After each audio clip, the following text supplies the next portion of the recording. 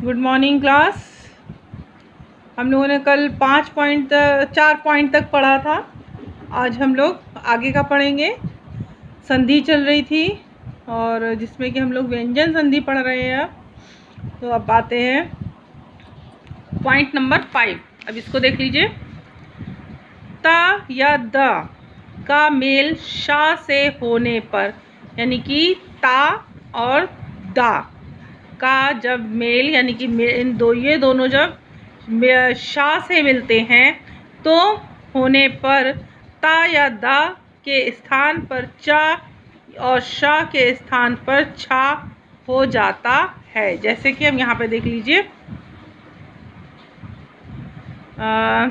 ता उत माने होता है, ये देख रहे हैं ता लिखा हुआ है और ता का जो है शा से मेल हो रहा है, तो क्या बन गया यहाँ पे, ये छत वाला।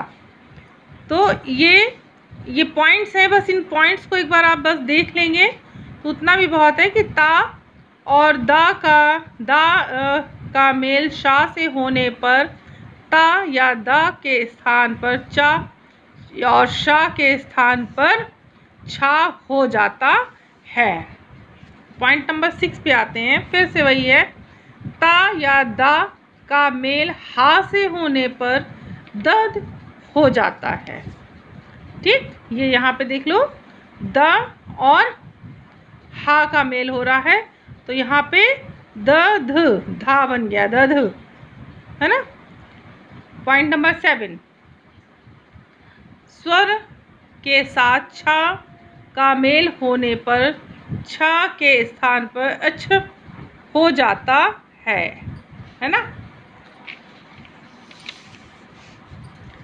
पॉइंट नंबर 8 पे देख लीजिए, माँ का मेल का से माँ तक किसी भी वर्ण से होने पर माँ के स्थान पर उस वर्ण वाले वर्ग का 5वां वर्ण आता है। यानी कि ये वाले वर्ण में पहला, दूसरा, तीसरा, चौथा, 5वां, ये है, दिख रहा है आपको। तो यहाँ पे 5वां वर्ण आ जाएगा। अगर इनका यहाँ पे माँ का से मेल होने पर तो ये 5वां वर्ण, यानी कि ये वाले जो वर्ण हैं ये आ जाएंगे, है ना। अब आते हैं पॉइंट नंबर 9 पर। माँ का मेल उपयुक्त व्यंजनों को छोड़कर अन्य किसी व्यंजन से हो तो माँ अनुसार में बदल जाता है। जैसे कि ये यहाँ पे है, सलाप, संलाप, संहार, संशय, संविधान। तो ये सा अंक की बिंदी अनुसार हो जाता है। अब आते हैं पॉइंट नंबर 10 पर।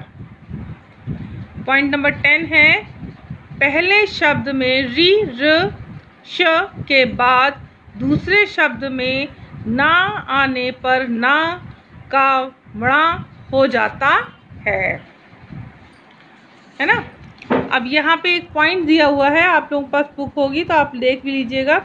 ये भी जानो, सम युक्त सभी शब्द ना या मा ध्वनि देते हैं।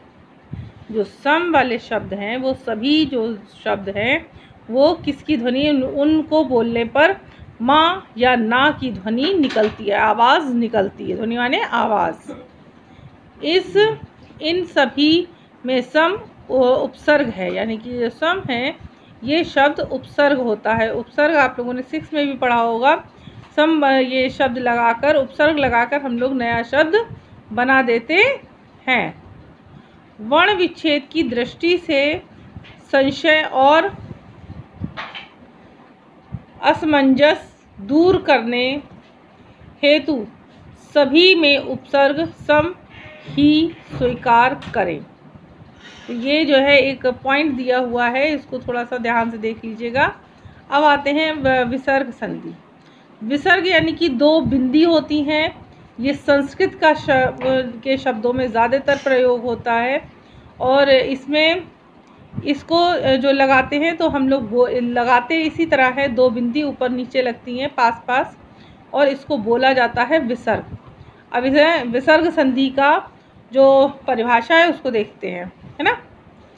विसर्ग के साथ किसी स्वर अथवा व्यंजन का मेल होने पर जो विकार होता है उसे विसर्ग संधि कहते हैं।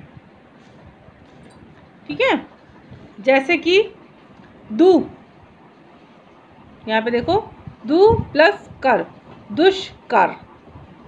ठीक, यहाँ पे ये सभी में आपके देखो विसर्ग लगी हुई है। नि गुण, निर्गुण। अब इसमें मुख्य भेद हैं, यानी कि कुछ तरीके हैं, इनके नियम हैं, तो उनको देख लीजिए। विसर्ग के बाद चा या छा हो तो विसर्ग शाह में बदल जाता है, यानी कि जो विसर्ग है इसकी जगह भी इसको भी बदल के हम क्या कर देते हैं, वर्ण में ले आते हैं, या जो है व्यंजन में ले आते हैं। निशल, तो हमारा ये जो छा में हो गया, छा से मिलन हो रहा है, तो इसको हमने क्या कर दिया, तुरंत उसको शा में बदल दिया है। सेकंड पॉइंट देख लो, विसर्ग के बाद टा ठा हो तो विसर्ग शा में बदल जाता है। ठीक है, निष्ठुर, नि प्लस ठुर, निष्ठुर।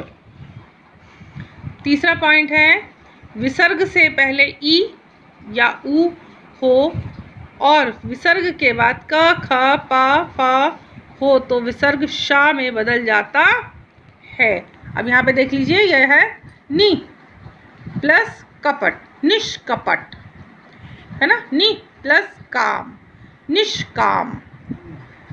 तो चौथा पॉइंट है, विसर्ग से पहले आ को छोड़कर कोई अन्य स्वर हो तथा विसर्ग के बाद किसी वर्ग का तीसरा, चौथा या पांचवा वर्ग अथवा य ल व हा हो तो विसर्ग के स्थान पर रा हो जाता है। जैसे कि यहाँ पे है दु प्लस गुण, दुर्गुण, है ना, दु प्लस उपाय, दुरुपयोग, ये हो गया, है ना। ये इसके हमारे कुछ 4 पॉइंट दिए हैं इस पे। अब आते हैं नेक्स्ट पेज पर।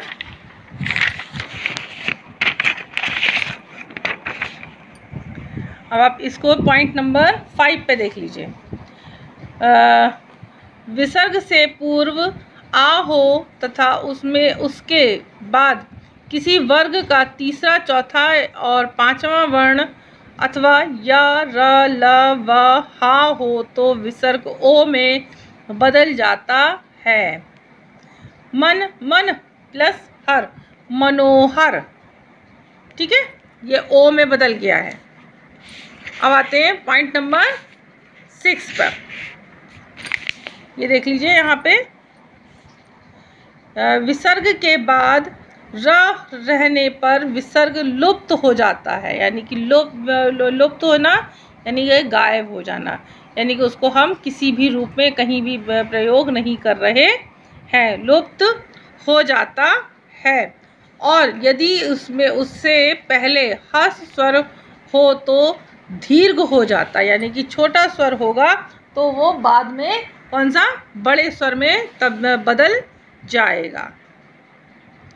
7th पॉइंट है, विसर्ग के बाद श स होने पर या तो विसर्ग अथवा अतएव रहता है या अपने से आगे वाले वर्ण में बदल जाता है। जैसे कि यहाँ पे है नि संदेह, तो यहाँ पे ये निस्संदेह, आधा सा लगा के निस्संदेह और या फिर निसंदेह, इसी तरह प्रयोग करते हैं। बस एक प्लस का निशान जो है वो हमने हटा दिया यहाँ पे। अब आते हैं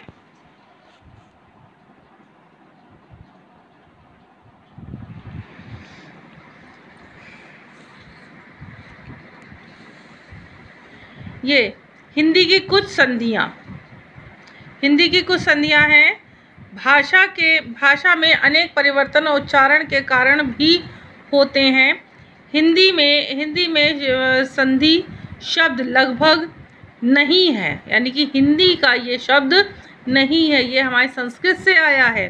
परंतु शीघ्रता से बोलने के कारण कुछ संधियां दिखाई देती हैं, जैसे कि स्वर का हश्र होना यानी कि छोटा हो जाना, आधा खुला अध खुला, बा का भा होना, सब प्लस ही सभी, प्रत्यय के योग से बनी संधियां यानी कि एरा, प्रत्यय हमारे शब्द के पीछे लगता है, जैसे कि यहाँ पे ये लगा है एरा, चचेरा, ममेरा, लुटेरा, है ना।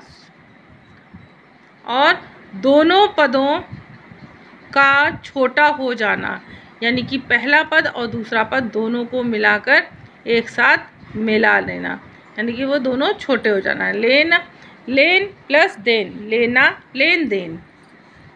ठीक है, ये आपके आज हमने यहाँ पे संधि फिनिश करी है, तो इसको आप देख लीजिएगा। और इस वीडियो को आपका होमवर्क यही है, इस वीडियो को आप बार बार देखिए ताकि आपको ये थोड़ा सा क्लियर हो जाएगा। और इसके बाद अब हम इसको क्वेश्चन आंसर आपके कंप्लीट करवाएंगे। ठीक है, ओके, थैंक यू क्लास।